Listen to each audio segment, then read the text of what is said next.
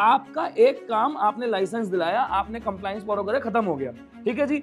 अब पूरे साल वो जो बिजनेस करेगा, उस पूरे साल जो बिजनेस करेगा, उसका लेखा जोखा, उसका टैक्सेशन, उसके फंड्स मैनेजमेंट वो कौन करेगा? सर ये है छोटा काम, सर हम लोग करते हैं बड़ा काम। सर क्वेश्चन चालू हुआ था एवरेज से, you are talking about exception. I am talking no, about you are talking about exception sir. Talking about insolvency profession. कितने लोगों को मिल जाएगा? सर आप संभालो दूसरों का पैसा, अपन कमाने में। आप सर ऐसा नहीं है, आप कमाने में बिलीव रखते हो, दूसरों का पैसा जो संभाल रहे हैं उनके पास ही बहुत पैसा है। संभालो, उनके पास ही बहुत पैसा है सर, संभालो। ठीक है। मैं सीए भी हूँ, सीएस भी हूँ। मैंने पता है ये तो आपने क्या बोला? सर मैं सीए भी हूँ और सीएस भी हूँ। अब यहाँ ये पर क्यों नहीं बोलते कि मैं सीएस भी हूँ और सीएस अब भी यहाँ पर बताओ। अब यहाँ पर मेरा एक क्वेश्चन है, बताओ ना सर आप सीए भी और सीएस भी हो, पढ़ाते क्या?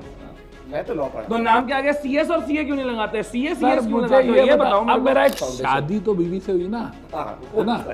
गर्लफ्रेंड सर पहला प्यार भूल जाते हैं। सर कोई नहीं भूलता पहला प्यार, क्या बात कर रहे हो मेरे आप? को कोई नहीं सिर्फ भूलता। आपने सीए करने के बाद अकाउंट्स क्यों नहीं पढ़ाया? आपने टैक्स क्यों नहीं पढ़ाया? सर उन्होंने नहीं पढ़ाया। आपने सर आपने उनका मन नहीं करा। सर आपने प्रैक्टिस क्यों नहीं की?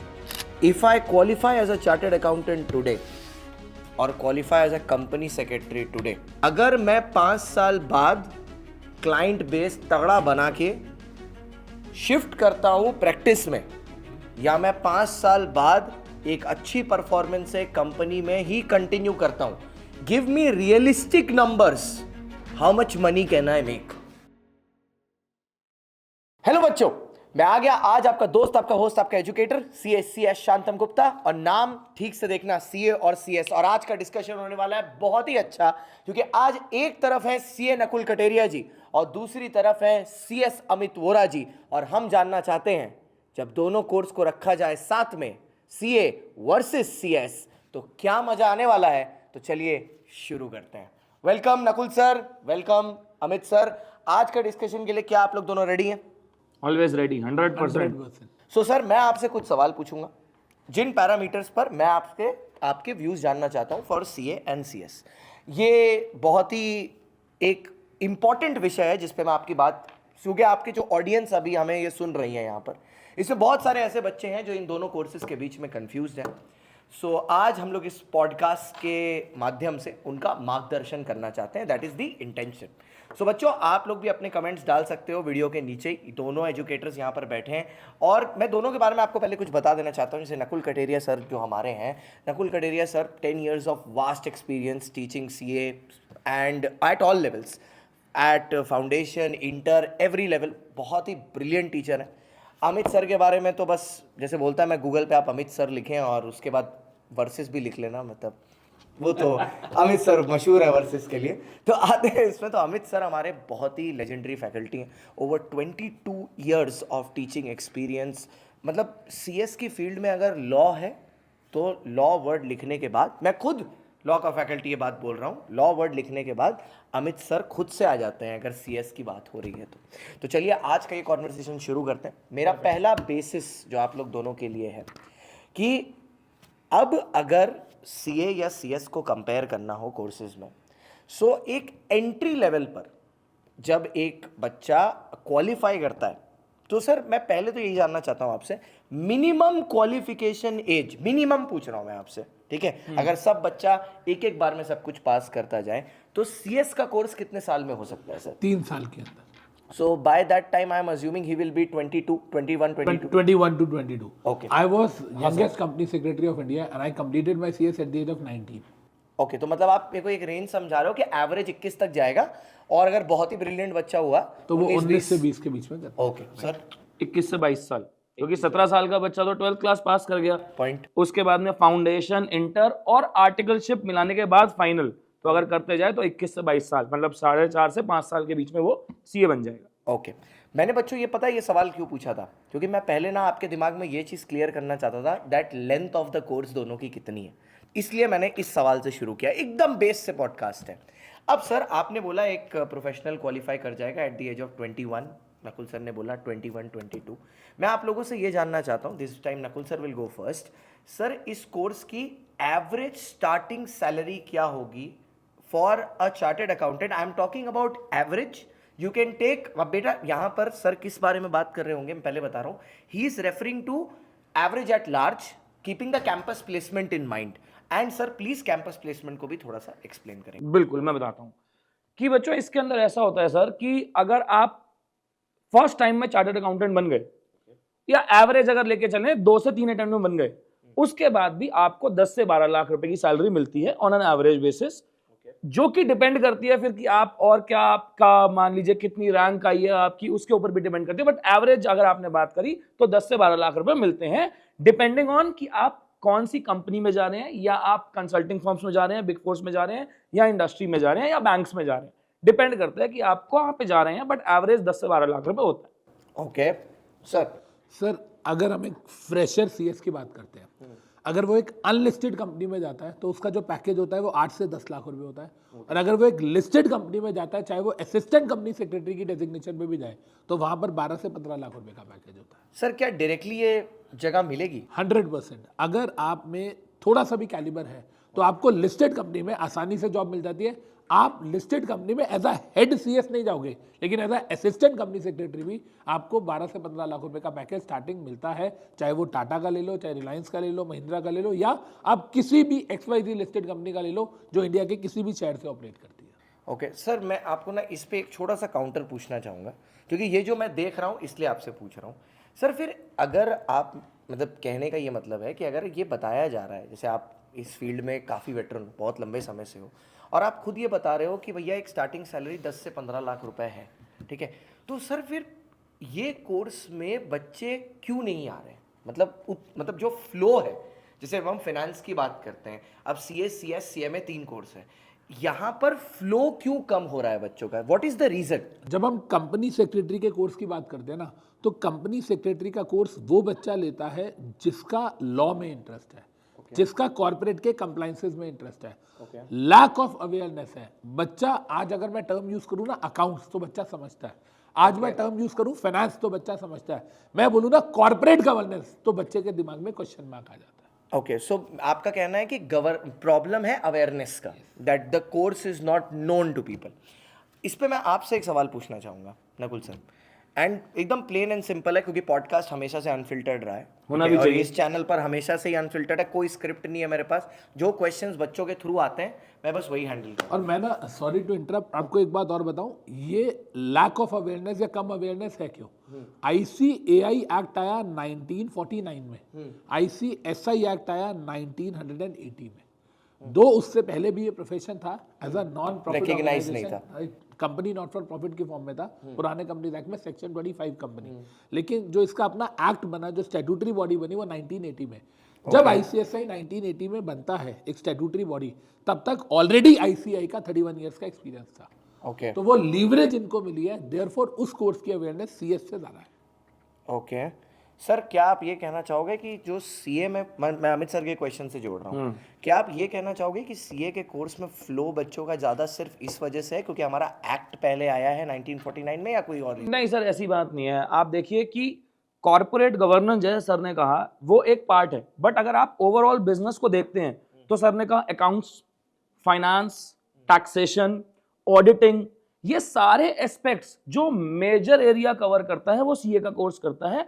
और मैं सर की इस बात से बिल्कुल सहमत करता हूं कि अगर कभी भी एक कॉमर्स वाले बच्चे को ऑप्शन दिए जाते हैं तो वो हमेशा CA CS CMA दिए जाते हैं, CMA CS CA क्यों नहीं दिए जाते?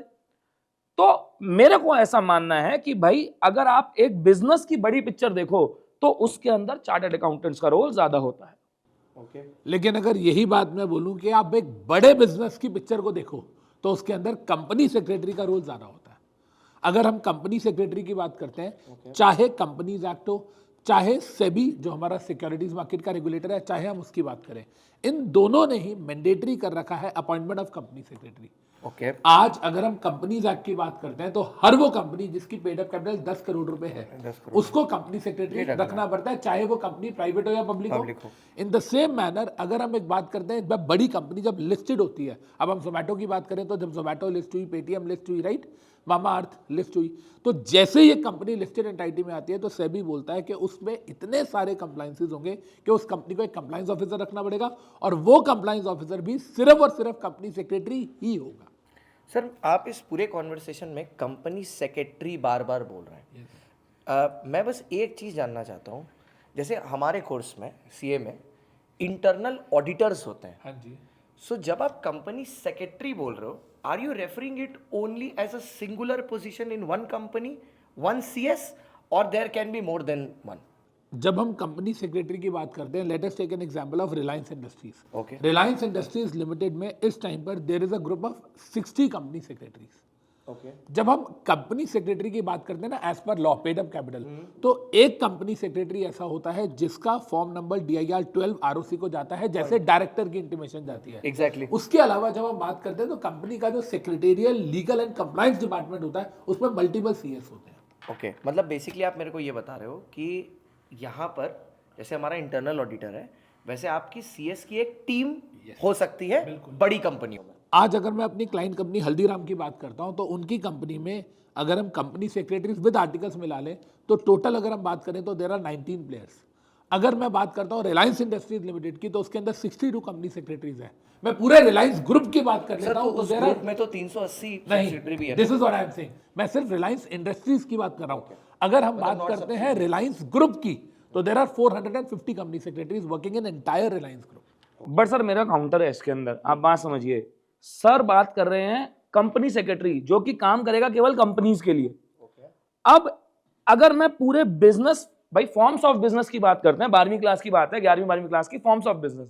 एक कंपनी के अलावा भी 5-6 अदर फॉर्म्स ऑफ बिजनेस भी होते हैं, proprietorship, partnership, Hindu undivided families. ठीक है. अब अगर बड़े नॉर्मल बात करते हैं कि इंडिया के अंदर सारे बिजनेस करने वाले कंपनीज तो है नहीं. कंपनीज को कंपनीज सेक्रेटरी की जरूरत है, CS जरूरत है, मैं बिल्कुल मानता हूं. लेकिन CA की जरूरत वहां पर भी है. CA की जरूरत तो रहेगी ही रहेगी, ऑडिटर तो वहां पर रहेगा ही रहेगा. और उसके अलावा जो अदर फॉर्म्स ऑफ बिजनेस हैं जो इंडिया के अंदर बिजनेसेस का बहुत बड़ा पार्ट रखती हैं, उनको तो CS कंपैरेटिवली कम चाहिए, CA तो हर जगह ही चाहिए. इसीलिए CS की जो डिमांड है वो वास्ट बहुत ज्यादा है. What point he wants to make is, मतलब जो मेरे को उनके पॉइंट का एक, मतलब जो रीजनेबल चीज़ मेरे को लग रही है, इस पे हम लोग अमित सर की बात भी सुनेंगे. Nakul sir has a point कि there are various forms of business and in India, I am just talking about India guys, India के अंदर जो स्मॉल बिजनेसेस का नंबर है वो काफ़ी हाई है. SMEs और स्मॉल बिजनेसेस का नंबर काफ़ी हाई. सो अगर मैं देख रहा हूँ कि ओवरऑल बेसिस पर आप बोल रहे हो अवेयरनेस नहीं है, ठीक है, मैं आपका पॉइंट रखता हूँ अवेयरनेस. बट सर अगर अवेयरनेस हो भी जाती है, आपको लगता है सेक्टर में इतनी एम्प्लॉयमेंट अपॉर्चुनिटीज है, क्योंकि कंपनीज तो 18 लाख ही हैं, 18 लाख कंपनीज ही हैं. I am including dormant and everything. I am giving you what MCA says that 18 lakh companies are there. तो क्या ये स्मॉल बिजनेसेस में CS का रोल डायरेक्टली ना हो पाना is one of the reasons you think, because of less employment, और is only एक अवेयरनेस? बात करते हैं, जैसे आपने कहा there are 18 lakh companies, right. 18 lakh companies के लिए अगर हम बात करें, क्या हर कंपनी की पेड अप कैपिटल 10 करोड़ है? नहीं, बिल्कुल नहीं. इसका मतलब क्या हर कंपनी को कंपनी सेक्रेटरी इन एम्प्लॉयमेंट चाहिए? नहीं चाहिए. नहीं चाहिए. लेकिन क्या Practice चाहिए. बहुत सारी कंपनीज हैं जिन पे सेक्रेटेरियल ऑडिट एप्लीकेबल होता है, जिन पे प्रैक्टिसिंग कंपनी सेक्रेटरी. मैं बच्चों को बताना चाहूंगा, जब आप CS का कोर्स करते हो तो आफ्टर बिकमिंग कंपनी सेक्रेटरी आपके पास 2 ऑप्शंस होते हैं. Whether you want to be CA in employment, यानी कि आप किसी कंपनी में CS बनना चाहते हो, या आप अपनी खुद की प्रैक्टिस करना चाहते हो. जैसे अगर हम बात करें, एक बंदा डॉक्टर बनता है, डॉक्टर बनने के बाद उसकी मर्जी है कि वो एक हॉस्पिटल ज्वाइन करना चाहता है या अपना क्लिनिक खोलना चाहता है. उसी तरीके से एज अ कंपनी सेक्रेटरी आप अपनी प्रैक्टिस स्टार्ट करते हो.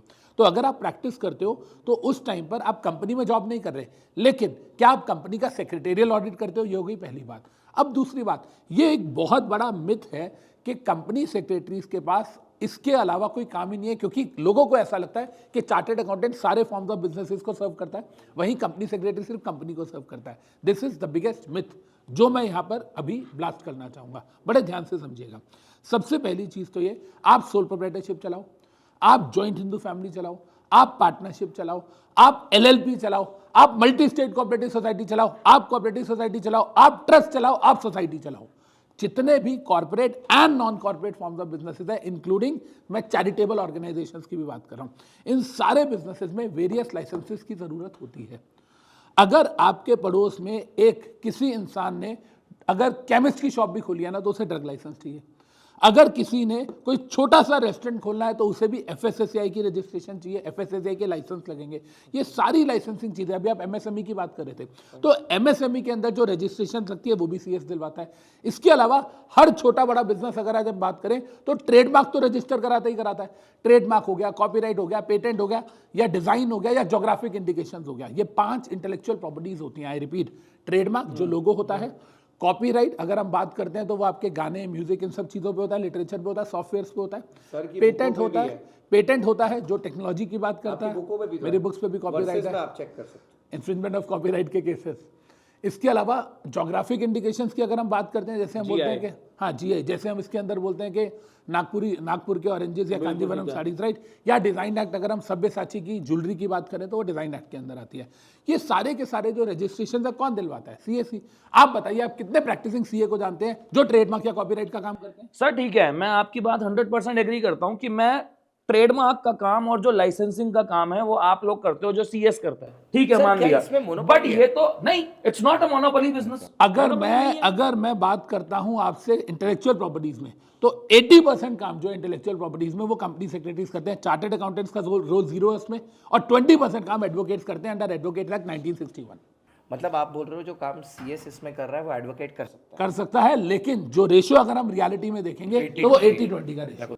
सर देखो, सर की बात मैं बिल्कुल एग्री करता हूं कि लाइसेंसिंग का काम CS करता है। लाइसेंसिंग वाला जो काम है, आपने एक बार लाइसेंस लेके दे दिया, उसके बाद वो रिन्यूअल होगा, ठीक है, लेकिन वो होगा एक पर्टिकुलर टाइम के बाद। I want to counter here, अभी आपने एक बात बोली कि सिवाय कंपनी के हमारा काम नहीं है। अगर हम LLPs की बात करें, LLPs आज के टाइम में लिमिटेड लायबिलिटी पार्टनरशिप, आप भी पढ़ाते हो अपने कोर्स में, limited liability partnership are the second most, आज के टाइम में most celebrated alternative business corporate vehicle, right.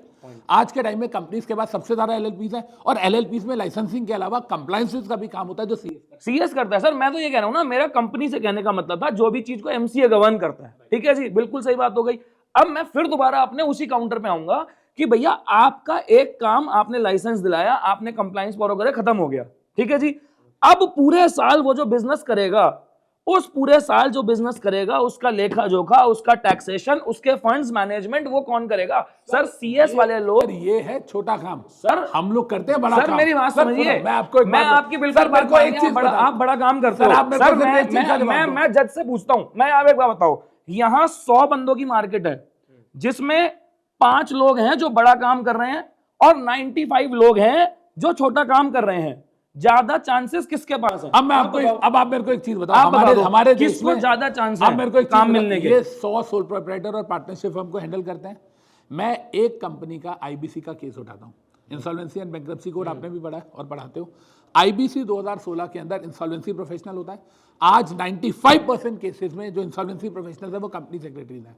और सर एक IP की अगर हम बात करें, उसको एक क्लाइंट कंपनी से सर लाखों नहीं करोड़ों की। सर क्वेश्चन चालू हुआ था एवरेज से, you are talking about exception. I am talking no, you are talking about exception sir. Talking about कितने लोगों को, देखो मेरी एक बात मिल जाएगा, क्या आप ये समझिए, आप मेरी बात को समझो। CA, CS, CW और एडवोकेट्स, क्या ये चारों प्रोफेशनल्स के बाद इक्वल अपॉर्चुनिटी थी कि ये चारों इंसॉल्वेंसी प्रोफेशनल्स बन सकते हैं? पर ये बताओ कि बाजी कंपनी सेक्रेटरीज ने क्यों हमारी 95% केसेस? नहीं तो आप एक बात बताइए, आपकी बात मैंने मान ली, बट हम यहाँ पर ऑप्शंस, अपॉर्चुनिटीज की बात कर रहे हैं। This is what I am saying. अगर हम अपॉर्चुनिटीज देखिए ना सर, अगर आप ये बोलोगे कि अगर एक चीज समझिएगा, अगर आपको ये लगता है कि आप ITAT के सामने केसेस आप हैंडल करते हो, तो sir national company law tribunal के सामने भी हमारी चलती है। तो सर आपका एक एरिया हो गया NCLT, ठीक है सर, NCLT हमारा एरिया है, MCA हमारा एरिया है, ITAT, GST, इनकम टैक्स। अब यहाँ पर कितने केसेस हैं जो चार्टर्ड अकाउंटेंट्स हैंडल करते हैं? संभालो दूसरों का पैसा, अपन कमाने में आप सर ऐसा नहीं है, आप कमाने में बिलीव रखते हो, दूसरों का पैसा जो संभाल रहे हैं उनके पास भी बहुत पैसा है, उनके पास भी बहुत पैसा है सर, संभालो, ठीक है। अच्छा, अब मेरा ना, आप बच्चों आप लोग देख रहे हो ये कॉन्वर्सेशन ना, कंपनी सेक्रेटरीज आर बेस्ट, ये CS मोनोपोली याद रखो। ये कॉन्वर्सेशन कब तक भी चल सकता है, बट मेरे को ना अभी इनसे ना एक ऐसा सवाल पूछना है जिसके साथ मैं आपको इस पॉडकास्ट से बहुत कुछ सीखने मिला। इसके अलावा भी आप कुछ पूछना चाहते हो और पूछ सकते हो, लेकिन यहाँ पर ना मैं इनके सामने एक सवाल रखना चाहूँगा जो पॉडकास्ट का मेरा आखिरी सवाल होगा। If I qualify as a chartered accountant today और qualify as a company secretary today, you have given me average salaries, ठीक है, both of you, अगर मैं 5 साल बाद क्लाइंट बेस तगड़ा बना के शिफ्ट करता हूं प्रैक्टिस में, या मैं 5 साल बाद एक अच्छी परफॉर्मेंस से कंपनी में ही कंटिन्यू करता हूं, give me realistic numbers, how much money can I make? Sir 400 से 500% इंक्रीमेंट है आपका। अगर Number. आप आज 10 से 12 लाख रुपए ले रहे हो तो कम से कम 45 से 50 लाख रुपए आपका पैकेज होगा। अगर आप एक अच्छी कंपनी में हो, आप पहले सीनियर की पोस्ट पे जाओगे, एसोसिएट पे जाओगे और 5 साल के अंदर आप मैनेजर होगे। मैनेजर के अंदर आपको जो सैलरी होगी वो कम से कम 45 से 50 लाख होगी। उसके ऊपर पार्टनर चले जाओगे तो आपको प्रॉफिट शेयरिंग मिलेगी। And one more small question, if I go for मतलब इंडस्ट्रीज के अंदर भी आपको 300 से 400% का ग्रोथ है, depending on your performance. Average बता रहा हूं मैं इन्होंने ये बताया कि 5 साल के अंदर आप 3 अलग अलग लेवल्स पे जाओगे। कंपनी सेक्रेटरी का तो लेवल ही टॉप से स्टार्ट होता है सर। आप जिस दिन क्वालिफाई होते हो बीइंग अ कंपनी सेक्रेटरी, आप की मैनेजरियल पर्सनल होते हो कंपनी लॉ में। आपको भी पता है बिना कंपनी सेक्रेटरी के बोर्ड मीटिंग्स भी नहीं हो सकती। तो इसका मतलब क्या मैं ये मानूं कि बिजनेस स्टडीज में जो lower level, middle level, top level होता है, company secretary is the only degree, CA, CS, CMA, मैं तीनों की बात कर रहा हूँ, ये एक ऐसी डिग्री है जो आपको सीधा टॉप लेवल में बोर्ड ऑफ डायरेक्टर्स के साथ बिठा देती है। अमित सर, अभी जनता पैसे के बारे में जानना अब हम चाहती है। बात पैसे की कर लेते हैं। अगर आप अनलिस्टेड कंपनी के अंदर हो तो उस केस के अंदर अगर आपका करियर 10 लाख से स्टार्ट हुआ था, 5 साल में अनलिस्टेड कंपनी में आप पहुंच जाते हो 40 to 50 लाख में। लेकिन अगर आप यही लिस्टेड कंपनी में हो तो आपकी वो जो स्टार्टिंग सैलरी थी 15 लाख की, आप वहां से 1 से 1.5 करोड़ पे पहुंच जाते हो विद 10 to 20 करोड़ रुपीस के ESOPs, जो आपको किसी और प्रोफेशनल में नहीं मिलते हैं अनटिल एंड अनलेस आपने कुछ बहुत तगड़ा ना किया हो। और क्योंकि आप एक चीज समझो सर, आप एक बात तो मानते हो कि जो डायरेक्टर्स की नज़रों में रहेगा, जो डायरेक्टर्स के आसपास रहेगा, वो ग्रो करेगा। और क्योंकि कंपनी सेक्रेटरी को यहाँ पर एज मिलता है तो इसलिए ESOP मिलने के चांसेस उनको बहुत ज़्यादा हो जाते हैं। आज आप रिलायंस के कंपनी सेक्रेटरीज की बात करो या कोई इनकॉर्पोरेटेड कंपनी हो जो न्यूली लिस्टेड हुई हो अभी, आप उनके कंपनी सेक्रेटरीज की बात करो, आज उनकी सैलरी चाहे 90-95 लाख या मे बी 1-1.25 करोड़ के आसपास है, लेकिन जो उनके ESOP है ना 25 करोड़ के, वो उनको एक अलग लेवल पे। ओके, तो बच्चों आज का जो कॉन्वर्सेशन था ना, वो आपको एक रियलिटी चेक देने के लिए था कि दोनों कोर्सेज आज कहाँ पर हैं, आज से 5 साल बाद कहाँ पर है। लेकिन मैंने आपको देखो इस कोर्स में एक चीज़ ज़रूर से दिखाई, जो आदमी बैठा हुआ है ना पॉडकास्ट लेने के लिए, मैं CA भी हूँ, CS भी हूँ, मैंने पता ये किसे फेवर कर दो। आपने क्या बोला? सर, मैं CA भी हूँ और CS भी हूँ। अब यहाँ ये पर क्यों नहीं बोलते कि मैं CS भी हूँ और CA अब भी यहाँ हूँ? पर बताओ। अब यहाँ पर मेरा एक क्वेश्चन है। बताओ ना सर, आप CA भी और CS भी हो, पढ़ाते क्या हो? मैं तो लॉ पढ़ा। तो नाम क्या आ गया? CS और CA क्यों नहीं लगाते? CA सर, CS क्यों मुझे लगाते हो? ये बताओ मेरे अब को। मेरा एक क्वेश्चन है सर, अगर आपने CA ना भी करी होती, क्या तो भी आप यही काम कर रहे होते? तो CS ना भी करी होती तब भी तो यही कर रहे होते। पढ़ा तो मैं रहा ही लो, हूँ। सर ये बताओ, कंपनी सेक्रेटरी का कोर्स करने के बाद you fail in love with law, yes और नो? Sir, law क्या I आपने- fell in love from the very start itself when I started, because before means first I won't lie, हाँ. first I started with CA, CPT, and after clearing CPT I came into this sir CS foundation. शादी तो बीवी से हुई ना, हाँ, है ना? गर्लफ्रेंड सर पहला प्यार भूल जाते हैं। सर कोई नहीं भूलता पहला प्यार, क्या बात कर रहे हो आप? कोई नहीं भूलता। आप मेरे को सिर्फ ये बता दो कि आपने CA करने के बाद अकाउंट्स क्यों नहीं पढ़ाया, आपने टैक्स क्यों नहीं पढ़ाया? सर, उन्होंने नहीं पढ़ाया। आपने सर आपने उनका मन नहीं करा। सर आपने प्रैक्टिस क्यों नहीं की?